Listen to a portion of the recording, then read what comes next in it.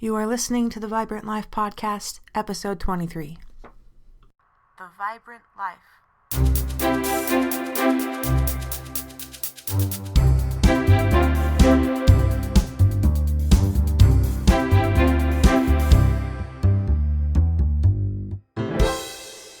Hey you, I'm Emily Romrell, and this is the Vibrant Life Podcast.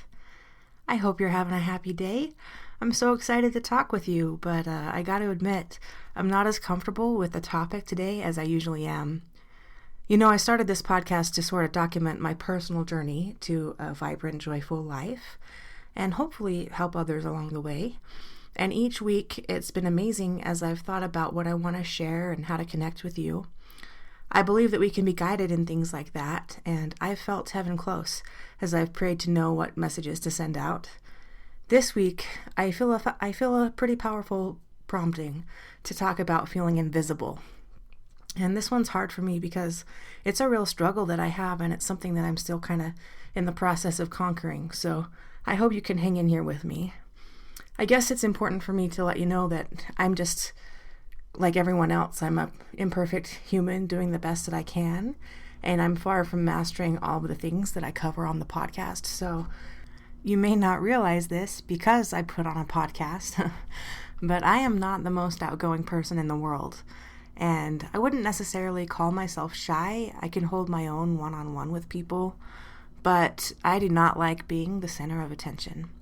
I think there's a lot that goes into that I don't really need to unpack right now, but I doubt that I'm the only person in that boat, right? And here's the thing, is that when you go out of your way to stay in the background, you usually succeed, and the truth is that all of us want to be seen and appreciated for who we are. Also, I just want to acknowledge that I have an amazing support system. I have a loving family and caring friends. Relationships are super important to me, and it's important to realize that feeling invisible is not a reflection on the other people in your life. And I think we can feel a lot of guilt or shame sometimes when we do have amazing people in our lives, but we struggle to feel seen. And one of the biggest lessons I'm learning in life is that our feelings and perceptions come from within and not from without. So if you're experiencing that extra weight of shame or guilt on top of feeling invisible, try to let that go. I mean, please don't blame yourself for negative emotions. Just work on becoming more mindful and work on opening your heart and mind. We all have difficult feelings sometimes. That's life. There are a lot of reasons why we might be feeling invisible. As someone who struggles with depression and anxiety, I know that mental health is a big factor. And thinking patterns get ingrained in our brains, right? And it's a battle to change. And those thinking patterns aren't necessarily correct or healthy. Also, I know sometimes when I've been anxious or depressed, I've kind of been numb to a lot of emotion. And when you feel like a robot going through the motions, it's easy to also feel invisible. My only real advice here is to get help if you need it. It takes a lot of work, but talking to someone who can be objective is so helpful. And don't be afraid to try medication if that helps you. There's a lot of experimenting to find out the best plan of action sometimes, so don't give up, and if you are willing to be honest with yourself and put in the effort, things will get better. Sometimes it's hard to see that, but yeah, don't give up. You can do it. Another big reason why we might feel invisible is that we aren't being true to ourselves. The world is so crazy. On one end of the spectrum, people are encouraged to be as flashy and outrageous as possible. Look what's going viral on TikTok or YouTube. Some of the things people put out there are insane. And don't get me wrong, I mean, there's a lot of authentic content creators, but a lot of people do whatever absurd thing that they can think of to get a big reaction. And really, how honest is that? On the other hand, some of us never share what we're thinking and feeling. Kind of goes back to that idea of staying in the background, right? Here's the truth. People tend to take us at our word and our actions. If we don't express what we're thinking and feeling, then who is really to blame if others don't see who we genuinely are? Here's a small example. I am someone who really doesn't care most of the time where we decide to go out to dinner or what show to watch or which board game to play on Saturday night. So I've created this habit of going with the flow, and whatever other people want to do is what we do. And sometimes I wonder why I don't speak up more. I can start feeling invisible, wondering why we don't choose more things that I want to do. But it's up to me to let people know when I do have an opinion. And it goes beyond movies or restaurants. I often choose to keep my thoughts to myself when I'm in a group discussion or a class. And I'm a relatively intelligent person, but I'm more comfortable letting others share than opening up myself in those situations. And I love playing guitar, but I dislike playing for an audience. Can you think of some maybe similar ways you might hold back in your life? In Christ's Sermon on the Mount, Jesus explains how to overcome some of these feelings. In Matthew 5, we read, "Ye are the salt of the earth, but if the salt have lost his savor, wherewith shall it be salted? It is thenceforth good for nothing but to be cast out, and to be trodden under foot of men. Ye are the light of the world. A city that is set on a hill cannot be hid. Neither do men light a candle, and put it under a bushel, but on a candlestick, and it giveth light unto all that are in the house. Let your light so shine before men, that they may see your good works, and glorify your Father which is in heaven." I like to think of our individual talents and gifts as salt that gives life flavor, right? And if we're afraid to let our lights shine, then it makes sense that others won't see us in that resulting darkness. If you're like me, then you hate to be thought of as arrogant or conceited. But the great thing that we learn from these verses is that when we let others truly see us, and we are willing to share our greatness, then the glory goes to Heavenly Father. One of my all-time favorite quotes is from Marianne Williamson, and I love it so much that I have it hanging in my hallway so I see it every day.